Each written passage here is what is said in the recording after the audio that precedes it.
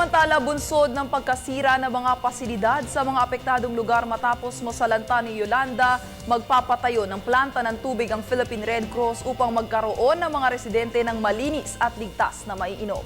Para sa detalye, balitaan mo kami Julius Di Sampuro.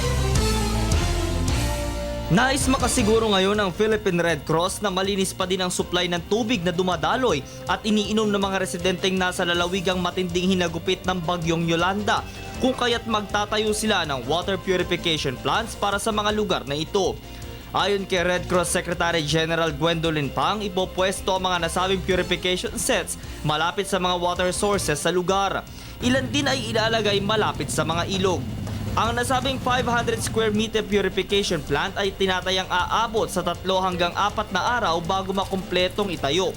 Banggit naman ng Department of Health dahil sa tindi ng pagragasa ng baha sa lugar, halos mahaluan na din ng putik o dumi ang mga dumadaloy na tubig dito at hindi nakakasigurong ligtas na inumin.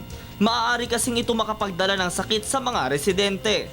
Kaya't bukod sa mga makakain ay isinasabi sa relief packs na ipamimigay ng pamahalaan ang mga bottled water. Mahirap din naman para sa mga magulang na may sanggol pa ang pagtimpla ng gatas dahil sa maaaring sakit na dala ng tubig na kanilang gagamitin dito. Ani pa ng opisyal na kaagapay nila ang lahat ng ahensya na handang magbigay tulong sa mga nasalanta nating kababayan. Para sa Telebisyon ng Bayan, ako si Julius De Samboron.